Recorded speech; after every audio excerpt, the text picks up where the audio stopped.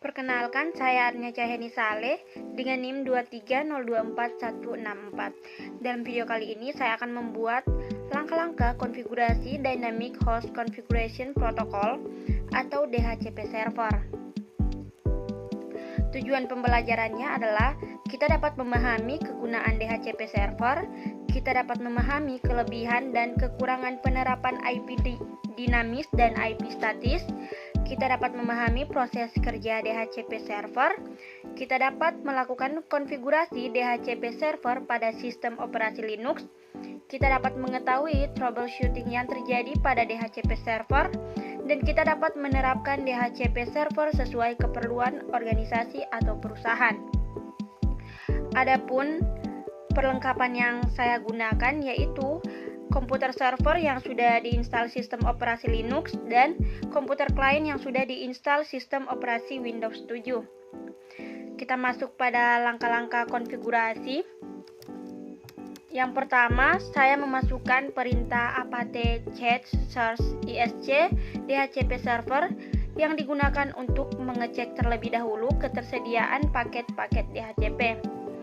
Kemudian selanjutnya saya memasukkan perintah apt get install isc DHCP server yang digunakan untuk menginstal paket-paket DHCP.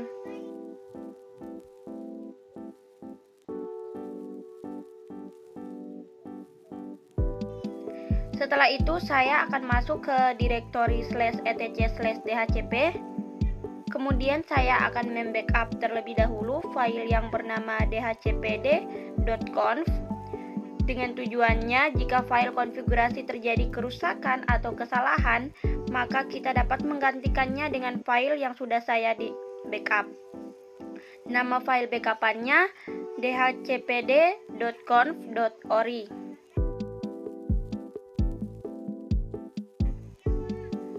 Jika sudah selesai di backup, saya akan membuka file dhcpd.conf dengan menggunakan perintah editor untuk melakukan konfigurasi DHCP server.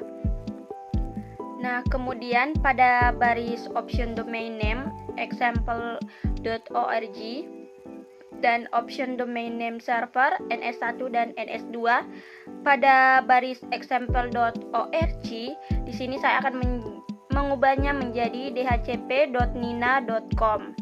Kemudian pada option domain name server pada baris NS1 dan NS2 saya akan mengubahnya menjadi 192.168.10.8.8.8. Untuk lebih jelas, option domain name yaitu dhcp.nina.com itu sebagai identitas dari DHCP server. Kemudian pada option domain name server 192.168.10.8.8.8 yaitu ketentuan IP DNS yang akan diset pada komputer klien. Untuk IP DNS ini boleh lebih dari satu IP dan pisahkan dengan tanda koma. Kemudian Ctrl X, Y, dan Enter. Nah, selanjutnya saya akan masuk kembali ke dhcpd.conf untuk menambahkan setting IP range, netmask, broadcast, dan gateway. Di sini saya akan memasukkan subnet 192.168.10.0, netmask 255.255.255.0, kemudian range 192.168.10.10 spasi 192.168.10.20. Kemudian option broadcast address 192.168.10.255. Selanjutnya option router 192.168.10.1. Kemudian Ctrl X, Y, dan Enter.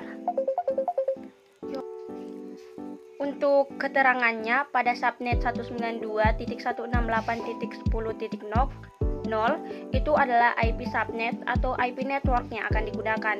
Kemudian pada netmask 255.255.255.0 itu sebagai subnet mask dari IP network 192.168.10.0. Dalam hal ini kita menggunakan /24. kemudian pada range 192.168.10.10 spasi 192.168.10.20 itu sebagai batasan IP host yang akan di-share ke komputer klien.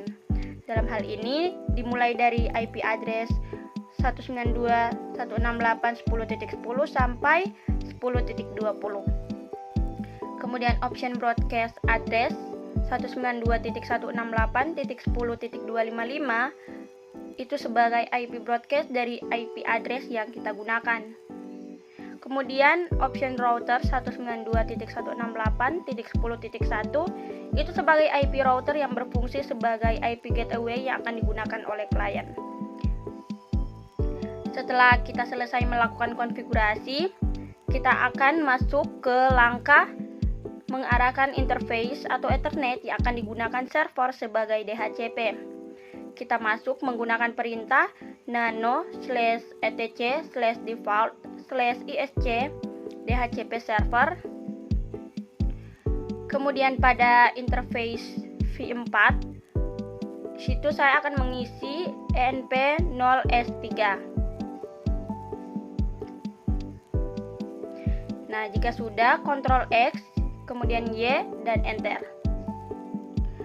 Langkah selanjutnya, saya akan merestart service DHCP untuk dapat menerapkan konfigurasi yang sudah saya buat tadi. Dengan menggunakan perintah /etc/init.d/isc DHCP server restart. Kita masuk pada pengujiannya.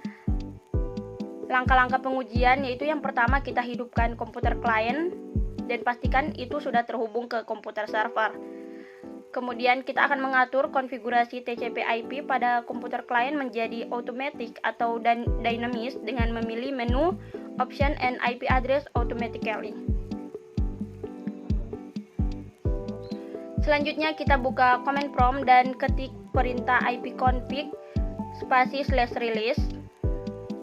Kemudian untuk merequest IP secara dinamis dari DHCP server, ketikkan perintah ipconfig /renew. Nah, jika tampilannya sudah seperti ini, maka DHCP yang kita sudah buat tadi sudah berhasil. Selanjutnya kita masukkan perintah ipconfig/all untuk melihat informasi yang lebih lengkap atau detail.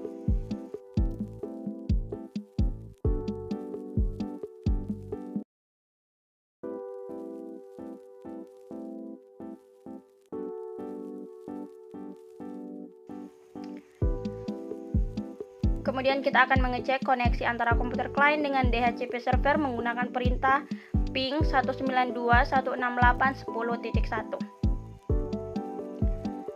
Nah, selanjutnya kita akan melakukan monitoring di sisi server dengan melihat log pada file /var/lib/dhcp/dhcp.lists.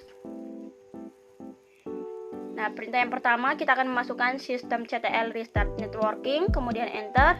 Selanjutnya sistem CTL restart ISC DHCP server, kemudian kita enter. Dan kita akan memasukkan perintah /bin/tail /var/lib/dhcp/dhcpd.lists. Nah, tampilannya akan seperti ini.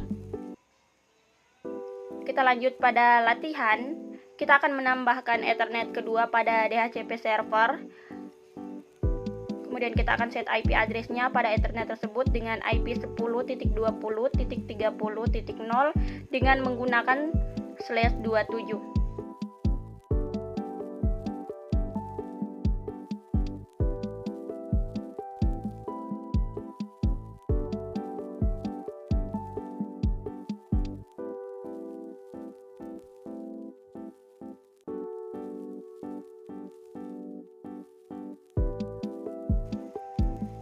Jika sudah melakukan langkah-langkah seperti di atas, kita akan melakukan pengujian pada komputer klien. Nah, jika tampilannya sudah seperti ini, maka langkah latihannya sudah selesai. Kemudian kita akan mencoba memonitoring pada sisi server.